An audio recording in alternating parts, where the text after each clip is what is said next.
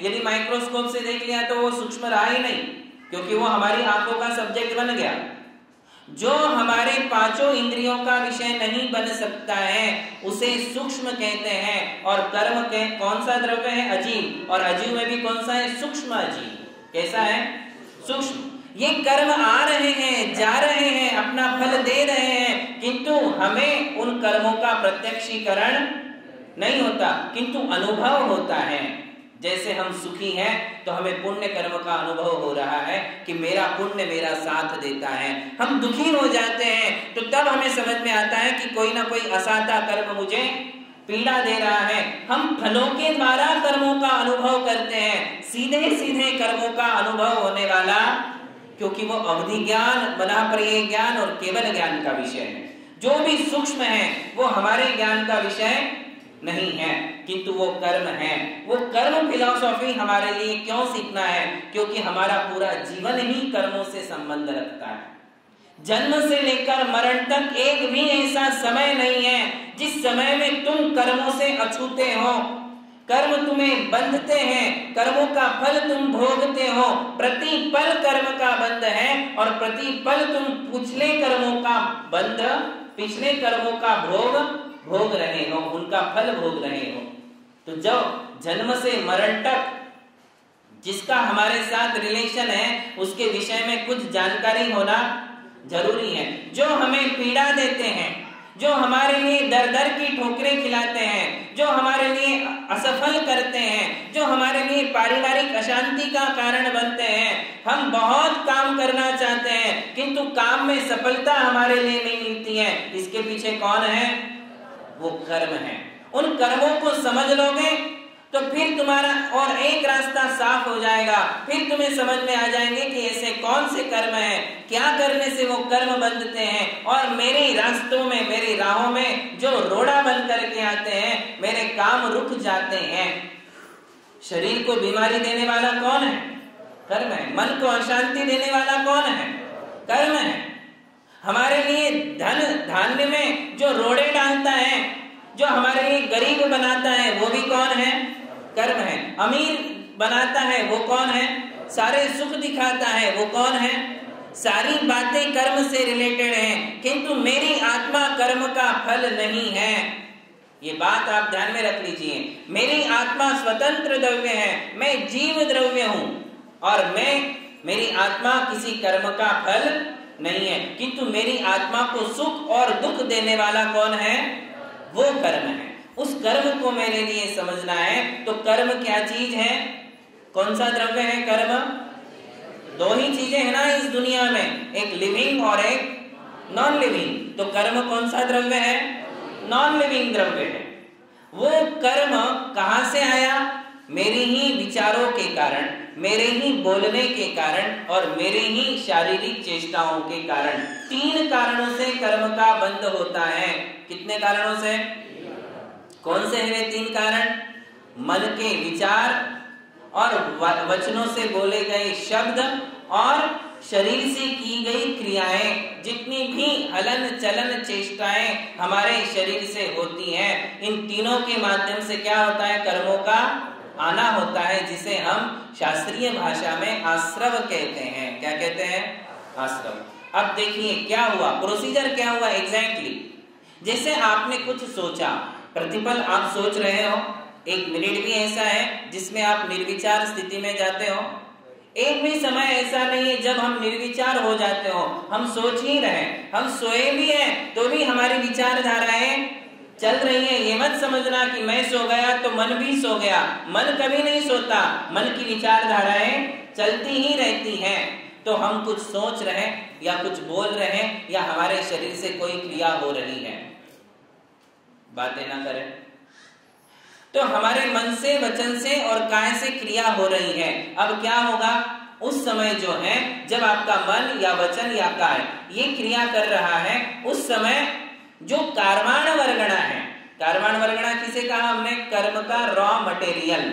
कर्म प्रोडक्ट हो गया और उस प्रोडक्ट का रॉ मटेरियल क्या है? कार्माण वर्गणा। कार्माण वर्गणा क्या है? स्मॉल पार्टिकल्स, सूक्ष्म वर्गणा है, सूक्ष्म द्रव्य है जो इस संसार में, इस स्पेस में फैला हुआ है। पूरा संसार, पूरा आकाश, पूरा स्पेस कर्म वर्गणाओं से ठसाठस भरा हुआ है। वो रॉ मटेरियल है, वो कर्म नहीं है। किंतु जब आप कुछ सोचते हो तो आपके सोचने के कारण उस स्पेस में जो कर्मण वर्गणा है वो तुम्हारी ओर खींची चली आती है, और खींची चली आकर वो आपकी आत्मा में आकर फिर क्या बन जाती है? क्या बन जाएगी वो? कर्म। कर्मण वर्गणा क्या बन जाएगी? कर्म। अब कर्म बनी तो कौन सा कर्म बने? पुण्य कर्म रूप परिणमन करेगी या पाप रूप परिणमन करेगी? ये किसके ऊपर निर्भर करता है? आपके ऊपर। आपने कैसा सोचा, आपकी सोच में, आपके विचारों में शुभ पना था या अशुभ पना था? आपकी सोच पुण्यमयी थी या पापमयी थी? आपने जो बोला वो किसी को हर्ट करने वाला था या किसी को प्रसन्न करने वाला था? आपने जो बोला उसमें धर्म कितना था और पाप कितना था? आपने जो शरीर से क्रिया कर रहे हो उस क्रिया में शुभ क्रिया कितनी थी और अशुभ क्रिया कितनी थी? यदि तुम्हारे मन के द्वारा पुण्यमय या धर्ममय विचार किया जाता है, वचनों के द्वारा धर्ममय वचन बोले जाते हैं, शरीर के द्वारा धर्म की क्रिया की जाएगी, तो वो जो कर्मण वर्गणा आई है वो कौन सा कर्म बनेगी? पुण्य कर्म बन जाएगी। क्या बन जाएगी? पुण्य कर्म। अब कर्म बनने के बाद वो आपकी आत्मा से चिपक जाता है। वो कर्म क्या होता है? चिपक जाता है। किंतु इसी समय यदि आप मन से, वचन से और काय से अशुभ काम कर रहे हो, पाप का काम कर रहे हो, संसार की क्रियाएं कर रहे हो, तो कौन सा कर्म बनेगा? वो पाप कर्म बनेगा। वही कर्मण वर्गणा, कर्मण वर्गणा अपने ना पुण्य है ना पाप है, वो तुम्हारी सोच के कारण, तुम्हारी क्रियाओं के कारण वो आती है और पुण्य या पाप रूप परिणमन कर जाती है और आपकी आत्मा से चिपक जाती है। महावीर भगवान की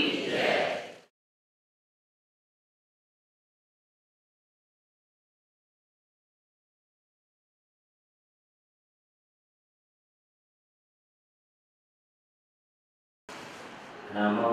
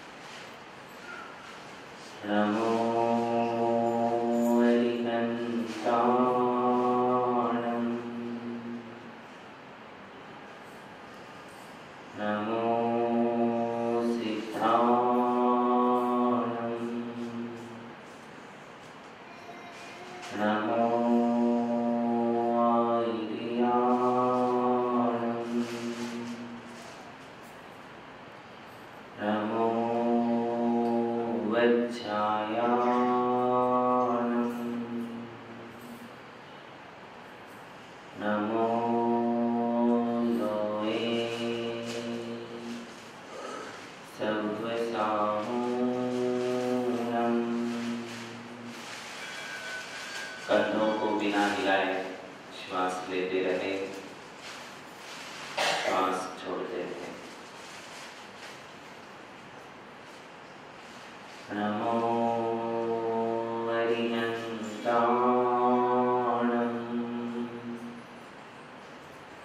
नमो सिद्धाणं, नमो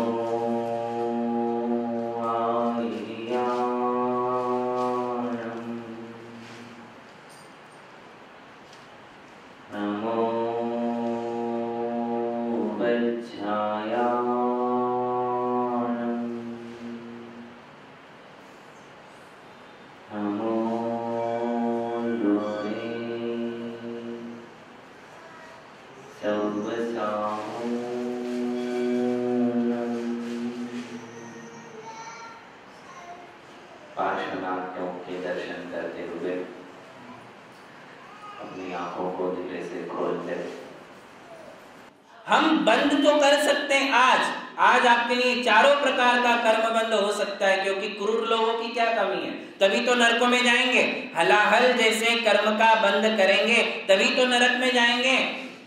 जो बिल्कुल कृष्ण निष्ठा वाले हैं, जो संसार को सुख शांति नहीं देख सकते हैं, जो किसी को सुख से नहीं जीने दे सकते हैं, ऐसे आतंकवादी, भ्रष्टाचारी, अनेक प्रकार के अन्यायी, कौरवों के जैसे, रावण के जैसी प्रवृत्ति वाले जो लोग हैं, वो कौन से कर्मों का बंद करते हैं? हलाहल जैसे कर्मों का बंद करते हैं। उसे भोगने के लिए कहाँ जाते हैं? नरकों में जाते हैं। तो आप लोगों को समझ में आ रहा, पाप कर्म का फल कितने प्रकार का हो गया? 4 प्रकार की कड़वाहट है। समझाने के लिए, नीम जैसी कड़वाहट भी कोई एक प्रकार की नहीं है, अनेक प्रकार की है। ये जो है कांजीर जैसी कड़वाहट है, विष जैसी कड़वाहट है, एक सेक्शन में काउंटलेस प्रकार है। नीम की कड़वाहट कितने प्रकार की है? काउंटलेस, नहीं बता सकते हैं। विष की कड़वाहट कैसी है? काउंटलेस। इसलिए मैंने पहले ही कह दिया, पाप कर्म का फल कड़वा है, और वो कड़वाहट कितने प्रकार की? असंख्यात। कितने प्रकार की है? असंख्यात प्रकार की है। तो नीम भी असंख्यात प्रकार का है, कांजीर भी असंख्यात प्रकार का है। आप लोगों को अपने 2-4 दुख दर्द मालूम है, दुनिया की तरफ नजरें उठा करके देखो और हमें पूछो, क्योंकि हमारे पास तो सारे दुख दर्द आते हैं, सब लोग बताते हैं। तो बताते हैं तो सब प्रकार अलग अलग है। घर घर की कहानी है, वो बात अलग है, किंतु घर घर में कोई एक एक नहीं है, नई नई कहानी है, अलग अलग प्रकार है, तीव्रता अलग अलग है। दुखों की तीव्रता सबकी अलग अलग है। कोई कम दुख का अनुभव कर रहा, कोई उससे ज्यादा, कोई उससे ज्यादा, कोई उससे ज्यादा, कोई बहुत ज्यादा। ऐसे कितने प्रकार हो जाते हैं? असंख्यात। तो पाप कर्म का फल असंख्यात प्रकार का है, किंतु उसकी कड़वाहट कितने प्रकार की हो गई? बोलिए कौन सी? एक एक बोलो। पहली, दूसरी, तीसरी, चौथी। क्या बात है, कितनी ध्यान से आप लोग सुनते हो। आप अपने लिए एक बार तालियां बजाइए। कितना कॉन्सेंट्रेटली आप लोग सुनते हो। अब देखिए, पुण्य कर्म का फल भी कितने प्रकार का है? ऐसे तो असंख्यात प्रकार है। कितने? पुण्य कर्म के उदय से मिलने वाली मिठास कितने प्रकार की है? असंख्यात प्रकार की है, किंतु वो मिठास भी 4 भागों में बांट दी जाती है। एक पहला पुण्य कर्म का फल है गुड़ जैसा मीठा। कैसा? गुड़ जैसा मीठा। और गुड़ से भी मीठी होती है खांड। कौन सी होती है? खांड होती है। जनरली सबके लिए जो रहने के लिए मकान है, पहनने के लिए कपड़ा है, और 2 टाइम खाने के लिए जो भोजन मिल जाता है, वो कौन से कर्म का फल है? गुड़ जैसा मीठा फल है, जो सबके पास है। एक नीम जैसी कड़वाहट है जो सबके पास है, और एक गुड़ जैसी मिठास है, वो भी सबके पास है। किसी के पास ऐसा नहीं मिलेगा। सर्व सुखी और सर्व दुखी मनुष्यों में कोई नहीं होते हैं, ये बात ध्यान में रखिए आप। सर्व सुखी होते हैं देव, सर्व दुखी होते हैं नारकी। और पुण्य पाप का मिश्रित फल भोगने वाले कौन होते हैं? मनुष्य और जानवर, 2 गति के जीव पुण्य और पाप का मिला जुला फल भोगते हैं। और देव जो होते हैं वो सर्वथा पुण्य कर्म का फल भोगते हैं, और नारकी जो होते हैं वो सर्वथा पाप कर्म का फल भोगते हैं। बात समझ में आ रही? तो अब मिठास भी कितने प्रकार की हो गई? 4 प्रकार की होगी। पहली मिठास कैसी है? गुड़ जैसी। वो आपके लिए क्या देती है? एक सामान्य फैसिलिटी। एक आदमी को जीने के लिए जो कुछ भी चाहिए वो किससे मिल रहा है? गुड़ जैसे। गुड़ से नहीं, वो गुड़ जैसा जो पुण्य कर्म है उसके फल से हमारे लिए सामान्य फैसिलिटीज मिल जाती है। किंतु अब एक अच्छा बंगला होना, देखो रहने के लिए मकान है, और एक बहुत ही अच्छा मकान है, जहां बहुत अच्छा ये शब्द जुड़ जाएगा, वहां कौन सा फल हो जाएगा? कौन सा हो जाएगा? खांड। खांड पता है आपको? जिसका कोई एक निश्चित आकार नहीं होता है। खांड का होता है क्या? होता है?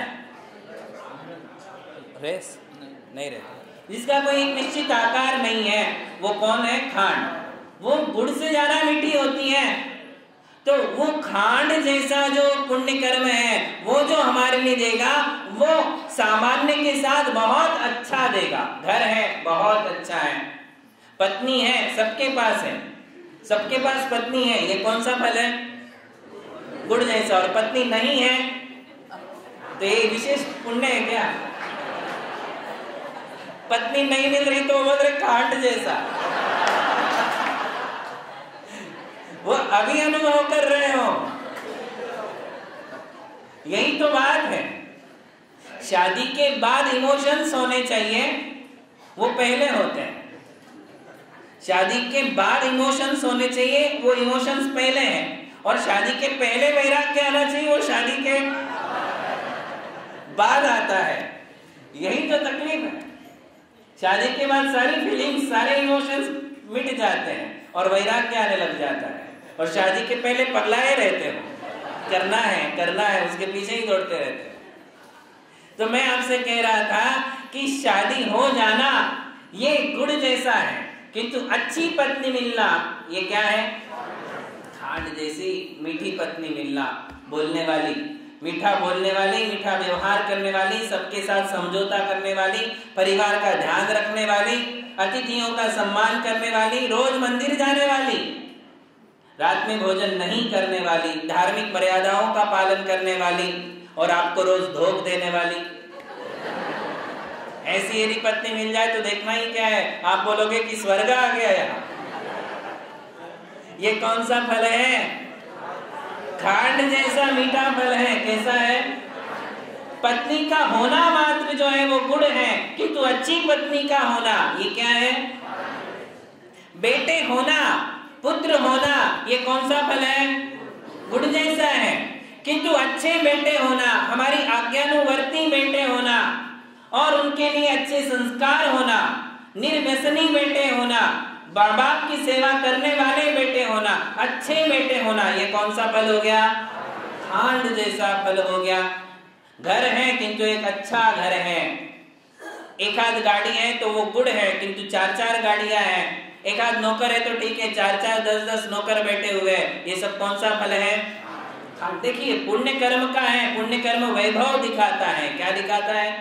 वैभव दिखाता है। उसकी अनुभूति कौन कितनी करता है, उस पुण्य के फल में कौन भटकता है और कौन नहीं भटकता है, ये बात मैं आज नहीं कर रहा हूँ। ये बात तो एक आध्यात्मिक बात हो गई कि पुण्य के फल से संपत्ति मिली और उसका अहम तुम्हारे लिए जड़ गया, किंतु पुण्य के उदय से संपत्ति मिली और धर्म करने के भाव है, फिर भी वैराग्य भाव है। ये अनुभूतियां अलग अलग हैं। वैसे तो नरकों में भी हलाहल जैसा कड़वा फल है, किंतु वहां भी सम्यक दृष्टि जीव है, वहां भी सम्यक दृष्टि लड़की है जो उन दुखों का अनुभव मतलब नहीं करते हैं, कम करते हैं और सम्यक दर्शनात्मक विचार ज्यादा करते हैं। है कि नहीं? बाहर नारक कृत दुख घूमते, अंदर समरस घटा घटी सी, सदन निवासी तदपि उदासी।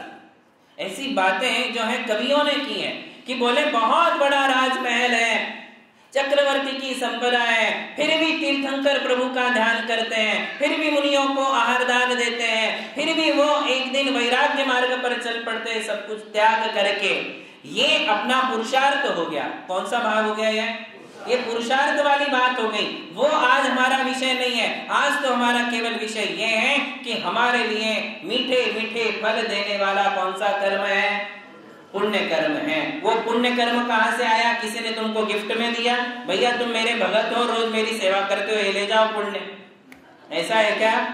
ये पुण्य कोई किसी को देता नहीं है। वो हमारी ही सोच से, हमारे ही वचनों से, हमारे ही क्रियाकलापों से वो पुण्य हमारे लिए मिलता है। कौन बुद्धिमानी का उपयोग है कि कौन कम समय में, कम मेहनत में ज्यादा पुण्य कमा लेते हैं, और कई लोग हैं कि इतना पुण्य नहीं कमा पाते हैं। वो पुण्य कर्म ही हमारे लिए मीठा फल दे रहा है। तो 2 प्रकार का हो गया। पहला मीठा कैसा है? दूसरा कैसा है? अब तीसरा है शक्कर जैसा। कैसा?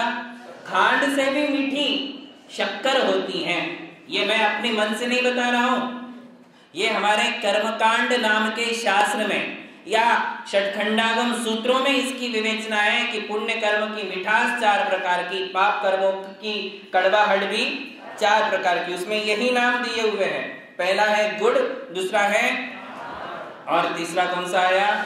शक्कर। ये और ज्यादा विशेष फल हमारे लिए दिखाता है, जो हमारे लिए समाज में, देश में, पूरे वर्ल्ड में लाइट में ला करके रख देता है। वो कौन सा कर्म है?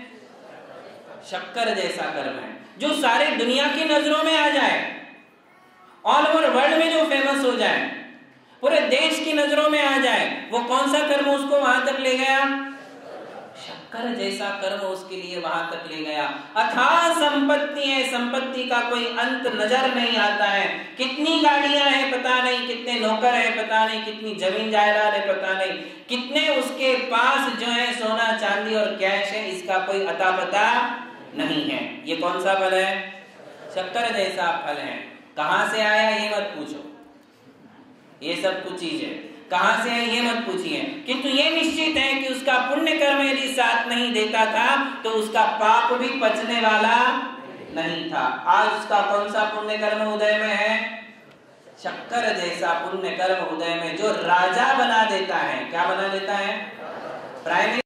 शक्कर जैसा इतनी ऊंची पोस्ट पर ले आकर के रख देता है। ये शक्कर जैसा फल है। शरीर का निरोगी बने रहना, एक भी दवाई लगती नहीं है, किसी प्रकार की बीमारी नहीं है। ये कौन सा फल है? शक्कर जैसा फल है। बिल्कुल बीमार ही नहीं पड़ता है।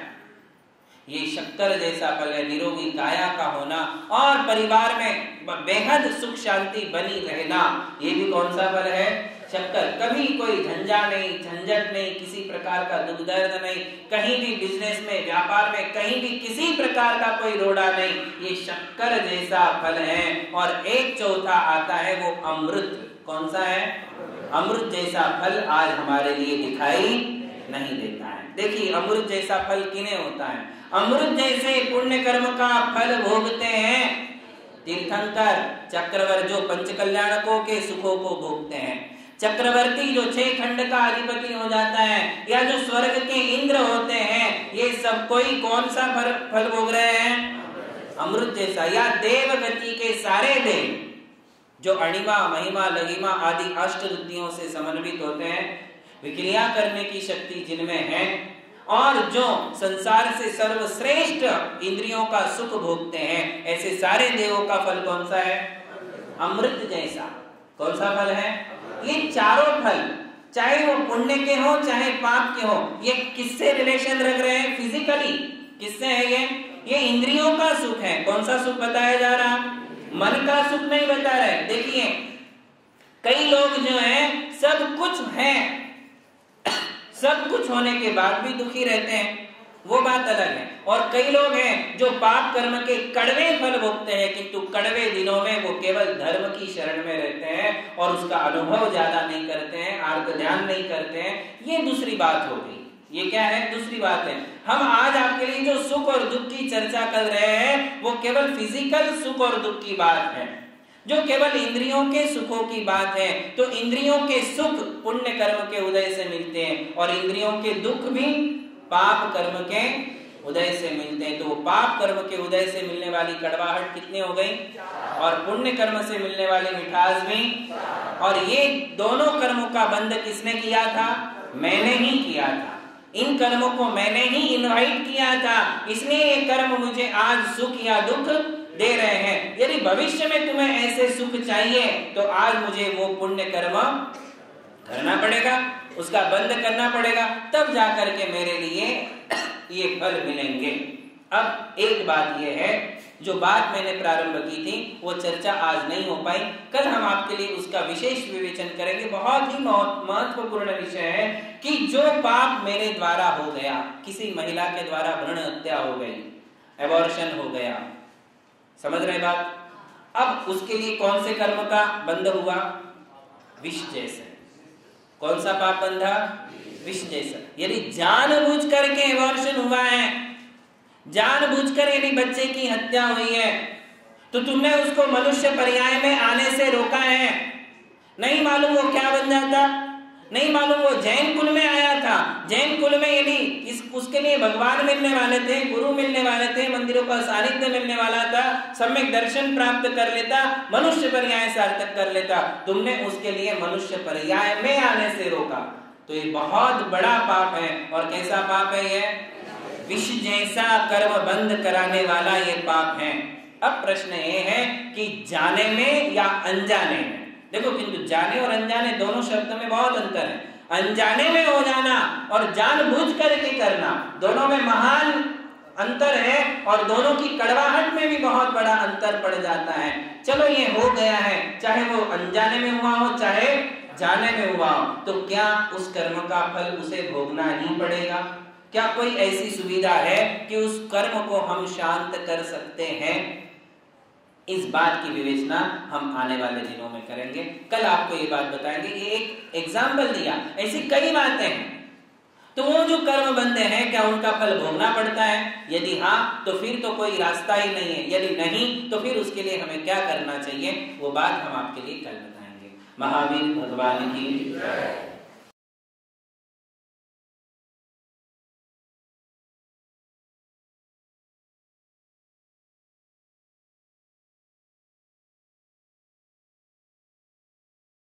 स्वयं कृतं कर्म यदात्मना पुरा फलं तदीयं लभते शुभाशुभम्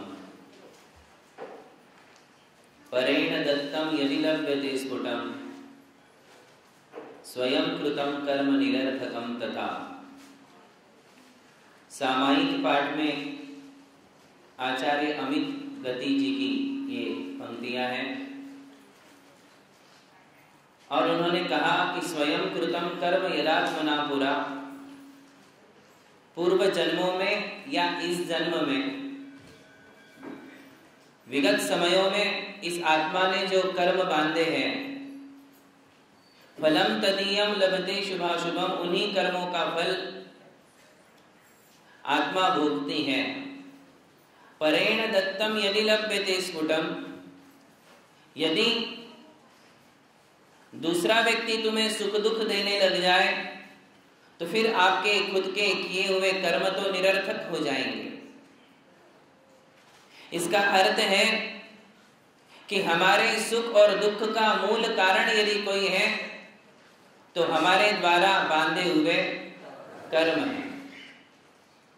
और थोड़ा सा एक कदम आगे जाकर के सोचिए कि ये कर्म आए कहां से, तो आपको मालूम पड़ेगा कि मेरे दुख का कारण मैं ही हूं और मेरे सुख का कारण भी, क्योंकि उन कर्मों को किसने आमंत्रण दिया था? मैंने ही दिया था। मेरी आत्मा ने ही उन कर्मों को आमंत्रण दिया था, उन कर्मों को इनवाइट किया था, उन कर्मों का बंद किया था। मेरे ही राग द्वेष के कारण, मेरी ही वासनाओं के कारण, मेरी ही क्रोध और अहंकार की प्रवृत्तियों के कारण वे कर्म आए थे। तो देखिए, और जड़ की और एक जड़ कि कर्म सुख दुखों की जड़ है, किंतु उसकी भी जड़ कौन है? मेरे परिणाम। कौन है कारण? मेरे ही परिणामों से, मेरे ही गलत कामों से, मेरे ही गलत सोच से, मेरे ही गलत व्यवहारों से जो कर्म आए थे, वे कर्म मुझे सुख दुख देते हैं। तो फिर अंत में हम क्या कहेंगे कि मेरे सुख दुख का कारण आखिर कौन है?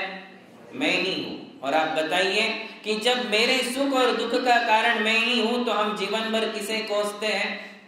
दूसरों को कोसते हैं कि इसके कारण मेरी बर्बादी हो रही है, इसके कारण मेरा घाटा हुआ है, इसने मुझे तकलीफ दी है, ये जब से है तब से ही मेरा लॉस शुरू हुआ है, मैं इसके कारण बहुत परेशान हूं।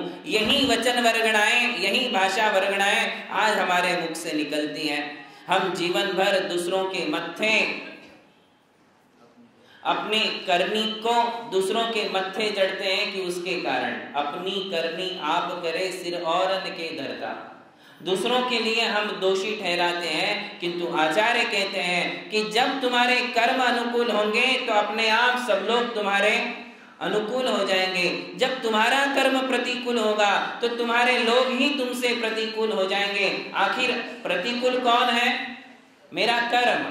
मेरे कर्म आज प्रतिकूल चल रहे हैं, मेरे ही कर्म आज पाप रूप से उदय में आ रहे हैं। जो मैंने पीछे बांधे थे वे कर्म आज मुझे सता रहे हैं। इसलिए सताने वाला मेरा कर्म है, सताने वाला मेरे परिवार का कोई सदस्य नहीं है। वो किस कारण से सता रहा है? क्योंकि मेरे पाप कर्म का उदय है, इसलिए सामने वाला व्यक्ति मुझे हेट करता है, इसलिए सामने वाला व्यक्ति मुझसे द्वेष करता है, इसलिए सामने वाला व्यक्ति मुझे परेशान कर रहा है, क्योंकि मेरा कर्म प्रतिकूल है। जब कर्म प्रतिकूल होगा, एक बार नहीं, 17 बार नहीं, 100 बार भी समझा लोगे तो भी बेटा तुम्हारी सुनने वाला नहीं है। ये बात अलग है कि हमारे लिए प्रयास करते रहना चाहिए, समझने और समझाने का प्रयास करो, किंतु इसके बाद भी यदि स्थिति अनुकूल नहीं बनती है तो फिर किसका विचार करो? ये मेरे कर्म है। एक मर्यादा है, एक लिमिटेशन है, वहां तक हम किसी को समझा सकते हैं, वहां तक हम किसी के लिए बता सकते हैं, उसके लिए अच्छे तरीके से हम सिखा सकते हैं, किंतु उस लिमिटेशन के बाहर उतना बताने के बावजूद यदि सामने वाला व्यक्ति कॉम्प्रोमाइज करने के लिए तैयार नहीं है, एडजस्टमेंट करने के लिए तैयार नहीं है, हमारी सुनने के लिए तैयार नहीं है, तो फिर अब हमें विचार करना चाहिए कि माध्यस्थ भावम विपरीत वृत्तौ, कि अब मुझे माध्यस्थ भाव, समता भाव रखना चाहिए, क्योंकि सामने वाला सिखाने पर भी नहीं सीखता है। इसका मतलब ये कर्मों का फल है जो मुझे भोगना ही पड़ेगा, और कर्मों के फलों को शांति से भोगना चाहिए। जितनी शांति से तुम कर्म फलों को भोगोगे, उतने जल्दी वे कर्म फल देकर के अलग हो जाएंगे। जो कर्मों के फल में अशांत रहता है, आकुल होता है, दुख करता है, रोता है, शोक करता है, वे कर्मों की उम्र और बढ़ जाती है और वो ज्यादा दिन तक आपको और दुखी रखते हैं। इसलिए शांति तुल्यम तपो नास्ति, शांति के समान कोई तप नहीं है। शांत रहो। पाप कर्म का उदय है, चारों ओर से बादल मंडरा रहे हैं, और ऐसे समय में हम कुछ भी करेंगे तो वो अपने प्रतिकूल ही होने वाला है। इसलिए उस समय किसी प्रकार का निर्णय हमारे लिए नहीं लेना चाहिए। जब हमारे पाप के दिन आते हैं, उतार के दिन आते हैं, जब विपदाओं के दिन आते हैं, उस समय आदमी ने बिल्कुल शांति से काम लेना चाहिए, शांत रहना चाहिए, भगवान की आराधना करना चाहिए, जितनी हो सके उतनी नमोकार की जाप करना चाहिए। वो कर्म बहुत जल्दी शांत हो जाएंगे और अनुकूल स्थिति, अनुकूल वातावरण हमारे लिए देखने को मिलेगा। कभी कभी हम कर्मों का बंध सामूहिक रूप से करते हैं, कभी कभी हम कर्मों का बंध अकेले करते हैं। जब तुम अकेले कर्म बंध के कारण होते हो तो वो कर्म अकेले ही तुम्हें फल देता है, और जब मिल बैठ करके हम कर्म बांधते हैं तो वो कर्म भी मिल बांट कर सबके लिए एक साथ समान फल देता है। देखिए आप, जब युद्ध होते हैं तो युद्धों में सारे सैनिक एक साथ मौत के घाट उतरते रहते हैं। कहीं ना कहीं वे सारे आत्माएं एक साथ थी, एक साथ उन्होंने कर्म किया था, एक साथ उसका फल भोग रही है। एक कथा पद्म पुराण में आती है, उसमें कथा में हमारे लिए पढ़ने को मिलता है कि एक आचार्य और मुनियों का संघ जो है शिखरजी वंदना के लिए जा रहा था। शिखरजी वंदना के समय बीच में एक छोटा सा गांव पड़ा। उस गांव में जो है सब नास्तिक लोग रहते थे, जिन धर्म में जिनकी आस्था नहीं थी, ऐसा पूरा गांव भरा हुआ था। सारे गांव के लोगों ने मिलकर उन मुनि महाराज की निंदा की, उनकी भर्त्सना की, उनके लिए नहीं वो सारी बातें उन्होंने बोली, कटु वचनों का प्रयोग करके, गाली गलौज करके उनके साथ बहुत ही ज्यादा मिसबिहेव किया गया उन लोगों के द्वारा। किंतु एक आदमी थोड़ा सज्जन था, वो जाति का कुम्हार था, कर्म से कुम्हार था, किंतु उसने सोचा कि नहीं, ऐसी विभूतियां कहाँ देखने को मिलती है। अकेले उसने उन सारे मुनियों की प्रशंसा की और उनके लिए अपनी तरफ से जो सेवाएं दी जा सकती थी वो सेवाएं उसने दी, और बाकी गांव के सभी लोगों ने मिलकर मुनियों के लिए बहुत ही कटु वचनों का प्रयोग करके उनके लिए रुकने नहीं दिया, आगे भेज दिया। कुम्हार ने अपनी तरफ से जो सेवाएं करनी थी वो सेवाएं की। कहते हैं कि उसका फल क्या हुआ। एक दिन हुआ ये कि वो कुम्हार किसी काम से दूसरे गांव गया हुआ था, बराबर उसी दिन पूरे गांव को आग लग गई और सारे के सारे नगरजन, वो गांव वाले जितने भी लोग थे, सब के सब उस आग की अग्नि में लपेट में आकर के जलकर खाक हो गए और मरकर पूरे गांव के लोग एक साथ मरकर के छोटी सी जगह में गिझाई बन गए। 2 इंद्रिय जीव होते गिझाई, मालूम है आपको? देखे होंगे आपने, गिझाई होती है, 2 इंद्रिय जीव होते हैं। इतने बड़े गांव के लोग, इतने बड़े गांव में रहते थे, वो सारे इकट्ठे होकर कहाँ गए? इतनी सी जगह में गिझाई बन गए 2 इंद्रिय। ये होता है सामूहिक रूप से जो हम कर्म करते हैं उसका फल भी सामूहिक रूप से भोगना पड़ता है। हमारा परिवार 10 मेंबर हैं, 10 सदस्य हैं और 10 के 10 आज मिलजुल करके सुख का अनुभव कर रहे हैं। कहीं ना कहीं तुम्हारी ये सारी आत्माएं इकट्ठी थी, मिल बैठ करके तुमने पूजाएं की होगी, मिल बैठ करके तुमने भक्ति की होगी, मिलजुल करके तुमने गुरुओं की उपासना की होगी, तो मिलजुल करके उन कर्मों का फल भी तुम भोगोगे, उसका सुख, उसकी मिठास भी तुम मिलजुल करके भोगोगे। सामूहिक रूप से किए गए कर्मों का फल सामूहिक रूप से भोगना पड़ता है और अकेले किए गए कर्म का फल अकेले ही भोगना पड़ता है। 4 मिलकर करोगे 4 मिलकर के भोगोगे, 2 मिलकर के करोगे तो 2 मिलकर के भोगोगे। ऐसा नहीं है कि मेरी पत्नी धर्म कर लेती है तो मेरे लिए करने की आवश्यकता नहीं है। पत्नी का किया हुआ धर्म, उसका फल कौन भोगेगी? पत्नी को ही उसके मीठे फल मिलेंगे, आपके लिए मिलने वाले नहीं है। जो कर्म करेगा उसका फल उसको मिलेगा। तो कल हम इस प्रकरण में यहाँ तक आए थे कि पुण्य और पाप कर्म के फलों की चर्चा कर रहे थे। पुण्य के फल मीठे होते हैं और पाप के फल कड़वे होते हैं। किंतु कल हम एक जगह रुक गए थे और तब हमने कहा था कि क्या हमने कोई पाप कर लिया, जाने में अनजाने में, छोटा पाप या बड़ा पाप हमारे द्वारा हो गया है, तो क्या अब उस पाप कर्म का कड़वा फल हमें भोगना ही पड़ेगा? तो मैंने आपको कहा था कि जैन धर्म में इस विषय में क्या है? अनेकांत है। क्या है? अनेकांत है। एक बात यह है कि भोगना भी पड़ेगा और एक है भोगना नहीं भी पड़ेगा। कैसे? देखिए, जो पाप गृहस्थी से रिलेटेड है, जो पाप तुम्हारी गृहस्थी से संबंध रखते हैं, जो पाप तुम्हारे व्यापार से संबंध रखते हैं, जो पाप तुम्हारे परिवार से संबंध रखते हैं, उन पापों को घटाया जा सकता है। जरूरी नहीं है कि वो पाप ज्यों के त्यों किए हैं वैसे ज्यों के त्यों भोगने ही पड़ेंगे, ऐसा जरूरी नहीं है। जैन धर्म कहता है कि हम हमारे किए हुए पापों की आलोचना यदि कर लेते हैं, प्रायश्चित यदि कर लेते हैं, निंदाग्रह यदि करते हैं, तो फिर हम उस पाप से मुक्त हो सकते हैं। वे पाप बिना फल दिए तुम्हारी आत्मा से जड़कर अलग हो जाएंगे, वो आपको कड़वा फल नहीं देंगे। तो कैसे हो सकता है ये? तो देखिए, हमने आपको कहा था दर्शनम देव देवस्य दर्शनम, क्या लिखा वहां? दर्शनम। वो शब्द का अर्थ आज यहां समझ लीजिए, दर्शनम पापनाशनम। जिनेंद्र भगवान के दर्शन से हमारे जो गृहस्थी से रिलेटेड पाप है, वो पाप भगवान के दर्शन मात्र से निष्फल होकर के चले जाते हैं। देख, कौन से पाप कह रहा हूं मैं?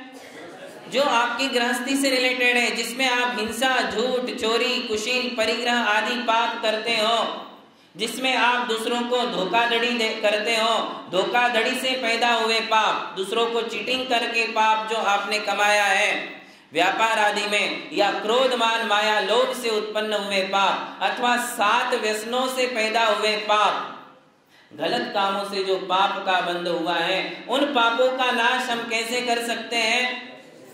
किंतु सच्चे मन से। ऐसे नहीं कि फिर तो रात में चढ़ाई बोतल और सुबह आ गए दर्शन को, दर्शनम पापनाशनम, ऐसे नहीं नष्ट होने वाले। यदि आपको अपनी किए हुए बुरे कामों का पश्चाताप है कि मुझे ये नहीं करना चाहिए, मैंने गलत किया है। देखो, वो पाप भी कुछ बड़े होते हैं और कुछ छोटे होते हैं। व्यापार से रिलेटेड पाप सामान्य माना जाएगा, किंतु व्यसनों से उत्पन्न हुआ है पाप जो, वो सामान्य पाप नहीं है।